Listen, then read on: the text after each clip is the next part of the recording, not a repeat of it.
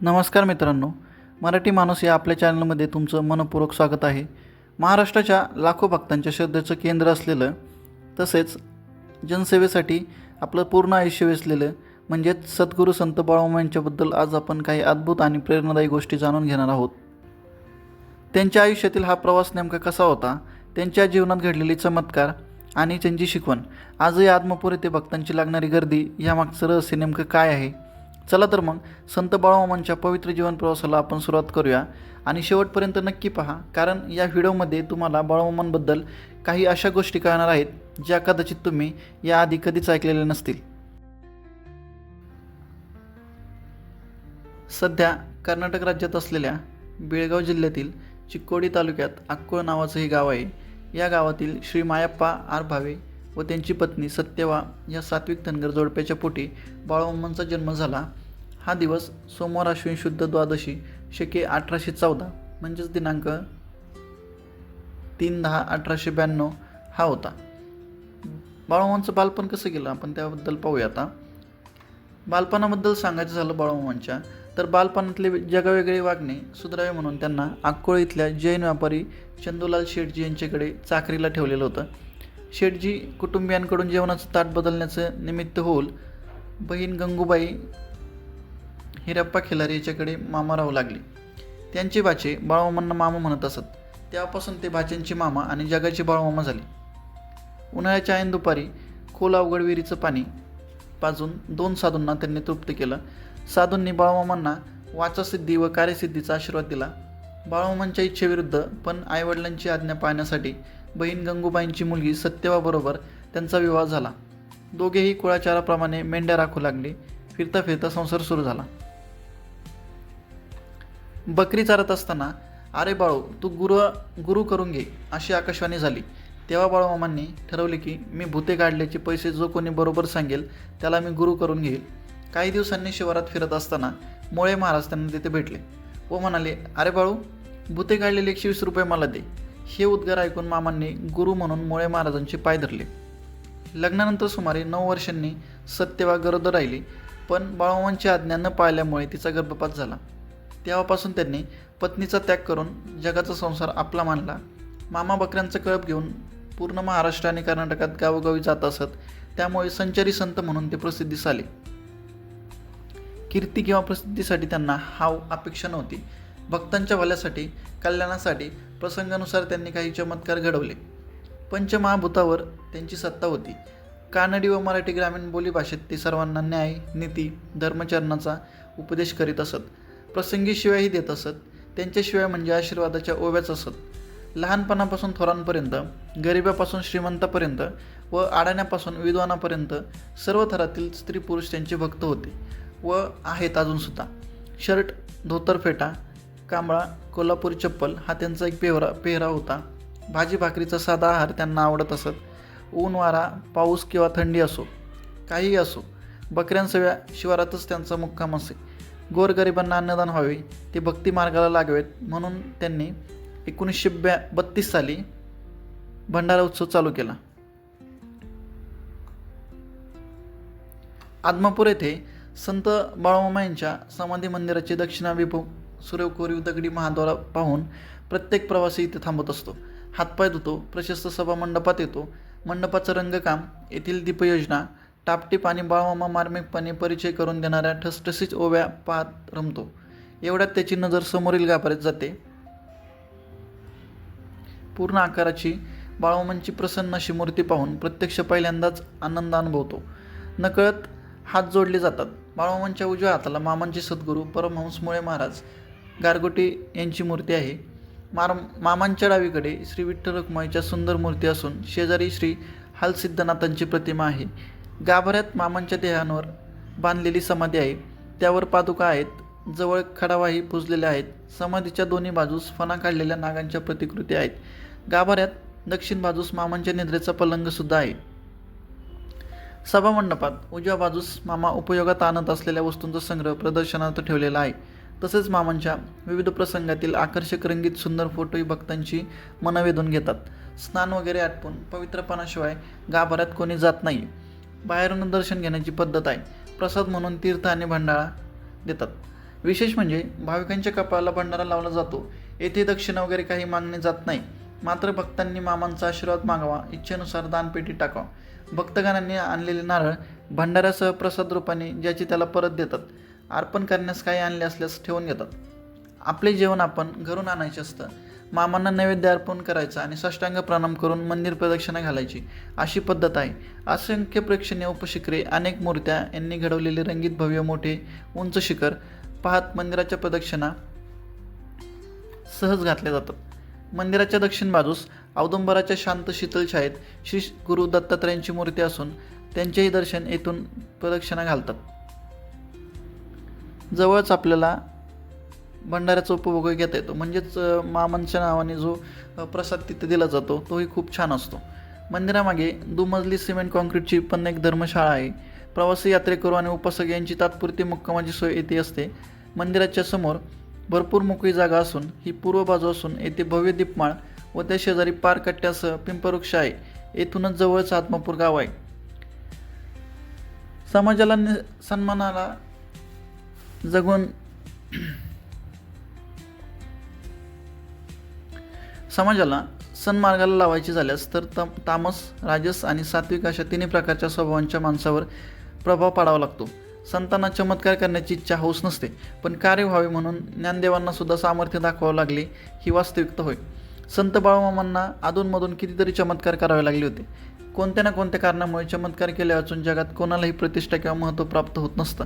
पण बाळूमामांनी हे चमत्कार प्रतिष्ठेसाठी किंवा प्रसिद्धीसाठी केलेले नसून प्रसंगवशात केलेले आढळतात. पण शिंप्याचे उदाहरण घेऊ. शिलाई यंत्र शिवण्याचे तंत्र, इतर साधने शिंप्याकडे सारखीच असतात ना, पण एखादा शिंपी विशेष डौलदार कपडे शिवतो म्हणून लोकप्रिय होतो. त्या प्रकारे तो चमत्कार केलेला नसतो. ईश्वर कृपेचे सामर्थ्य किंवा योग सामर्थ्य वापरून आश्चर्यकारक काही घडवणे म्हणजे उगाच बोवाबाजी नसून त्यामागे योगशास्त्र असते, हे कोणी विसरू नये. बाळूमामांच्या सानिध्यात माणसे सुधारत ईश्वर कृपेचे सामर्थ्य किंवा योग सामर्थ्य वापरून आश्चर्यकारक काही घडवणे म्हणजे उगाच बोवाबाजी नसून त्यामागे योगशास्त्र असते, हे कोणी विसरू नये. बाळूमामांच्या सानिध्यात माणसे सुधारतात यात नवल नाही. बाळूमामांच्या सहवासात प्राणी, जनावरे अवगुण टाकून सद्गुणी होतात, हे विशेष होय. भीमा नावाचा त्यांचा पांढरा शुभ्र केसाळ कुत्रा एकादशी दिवशी फक्त दूध पित असतो. दुसरे काहीही घातले तरी खात नसे.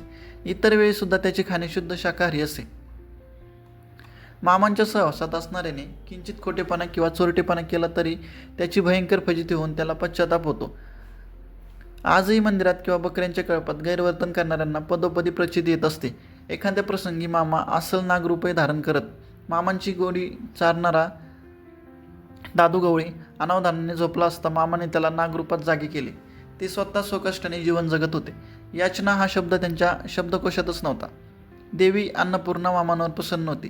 त्यांचा भंडारा आजही कठीण प्रसंगी याचा अनुभव येतो. अल्पसापदार्थ असंख्यांना पुरवून उरणे हे प्रकार नेहमीचेच असत. स्वतः मामा आपल्यासाठी कोणतीच सिद्धी वापरत नसत. याबाबत ते माणिकप्रभू महाराज यांच्यासारखेच होते.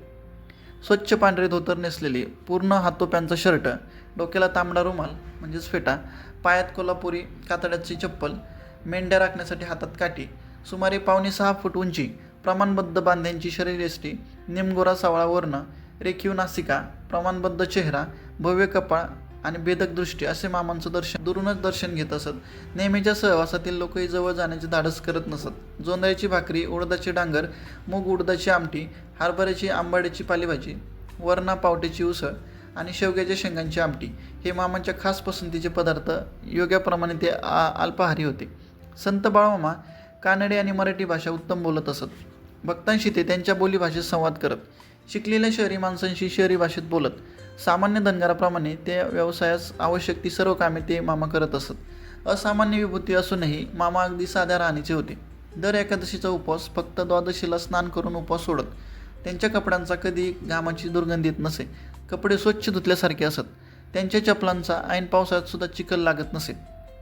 त्यांना भक्तीप्रमाणे चाललेले भजन फार आवडे. नाटकीपणाची चिंता त्यांना चीड असे. नाटकीपणाची त्यांना खूप चीड असे. ढोंगीपणा, अनाचारी वृत्ती आणि अंधश्रद्धा यांना त्यांचा प्रखर विरोध असे. बाळूमामा क्षणात समोरील माणसाचे अंतःकरण जाणत त्यांना सर्व योगसिद्धी अवगत होत्या. त्यांची वाचासिद्धी होती. हे त्रिकालज्ञानी होते. त्यांना धन, मान आणि संसार सुखे मोती समान नसून तर ते माती समान वाटत. संसाराचा विचारही केला नाही. जगाचा संसार हाच आपला मांडला. आपल्या घराण्याचा धनगरी पेशा सांभाळून मी आणि माझे अंतरंगातून झाडून संन्यासासारखे तुकोबा व नाथांसारखे राहिले. मामांजवळ आपला व परका हा भेद नव्हता. सर्वांनी मामा आपलेच आईबाप वाटत. इतरत्र श्रद्धावान माणसे आपला खरून निघून संतांच्या भेटीसाठी त्यांच्या गावी जात असत. बाळूमामा धनगर स्वरूपात पुण्यवान गावांच्या रानात शिवारात येत असत. त्यामुळे त्यांचा लाभ फार सुलभपणे होता. मात्र एक गंमत होती. काही वेळा काही दर्शनार्थींनी ते अतिशय शिव्या देत असत. माणसांची श्रद्धा तपासणे, अभिमान अहंकार झाडाव्यास लावणे आणि त्यांची संकटे नष्ट करणे असा तिहेरी हेतू त्या शिव्या देण्यामागे असे. पण पुण्य नसल्यास माणूस मामांपासून दूरच राहत असे. विविध समाजात घटकात अनेक असाधारण संत झाले. संत कनकदास मुगळओढचे, तालुका रायबाग, जिल्हा बेळगाव, यल्लालिंग महाप्रभू हे धनगर समाजात जन्मले आणि विशेष म्हणजे अत्यंत कष्टमय आणि खडतर जीवनक्रम जगणाऱ्या या धनगर समाज घटकातही उमा महेश्वरांनी बाळूमामांच्या रूपात जन्म घेतला. कर्नाटकातील बेळगाव जिल्ह्याच्या चिक्कोडी तालुक्यातील अक्कोळी गाव सोमवार शुद्ध द्वादशी शके 1814 दिनांक 3 ऑक्टोबर 1892 साली दुपारी 4:23 शंकर भगवान स्वतः आपल्या अचिंत्य मायेचा स्वीकार करून एक धनगर कुटुंबात बालक रूपात अवतीर्ण झाले. पावसाळा संपत आलेला, छान उने पडलेली, सृष्टी देवता सुंदर हिरवा शालू नेसून प्रसन्नपणे हसत होती. बळीराजाच्या कष्टाचं सोनं झालं होतं. सीमोल्लंघन साजरं करून नवर्ण पौर्णिमेस भूमितेची पूजा करण्यासाठी आतुर झाला होता. तो लाखो लोकांच्या जीवनातील दुःखाचा अंधार घालून त्यांना सुखाचा संसारने आनंदाचा भक्तिमार्ग दाखविणारा महात्मा प्रकट झाला होता. मायप्पा एक सच्छील धनगर. त्यांची पत्नी सत्यवा मोठी सुशील आणि भाविक होती. ती विठ्ठलोपासक होती. बालपणी बाळूमामांना कोणी ओळखले नाही. एकांतात दीर्घकाळ राहणे, बाबळीच्या काट्यावर आरामात विश्रांती घेणे, अद्वैत अवस्था स्वरूपात समाधीत तासनतास डुंबणे, सांकेतिक भाषेत सूचक बोलणे वगैरे त्यांचे प्रकार सामान्यांना अनाकलनीय होते. महापुरुषांना पुण्यवंत प्रेमळ भक्ती मंडळीचं थोडंफार ओळखत असतात. बालपणानंतर एका शेटजीच्या घरी नोकरी, नंतर बहिणीच्या सासरी कामावर राहणे यात काही दिवस गेले. तिच्या घरी असतानाच तिच्या सत्यवा नावाच्या कन्येशी मामांचा विवाह करण्यात आला.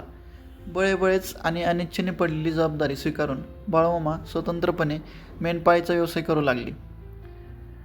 श्री सद्गुरू बाळूमामांच्या दर्शनाला व सेवेला अहोरात्र माणसं येत असतात. या क्षेत्राच्या ठिकाणी काही विशेष महत्त्वाचे उत्सव व दिवस असे आहेत. भंडारा यात्रा, फाल्गुन वद्य एकादशीला जागर व द्वादशीला महाप्रसाद असतो.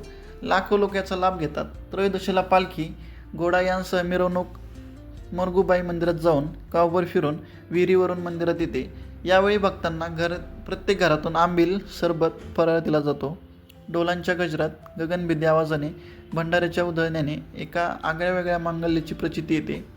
सकाळी 9 ते दुपारी 4 वाजेपर्यंत हा कार्यक्रम चालतो. लागलीच अमावस्या आलेली असते. नंतर गुढीपाडवा. या दिवशी बकऱ्यांच्या कळपात लाग घालण्याचा कार्यक्रम केला जातो. दर अमावस्येला सुद्धा इथे यात्रा भरते. होय, अमावस्येला वारी समजून येण्याची पद्धत आहे. रविवारी वारी करणाऱ्यांना भक्तांची संख्या खूप मोठी आहे.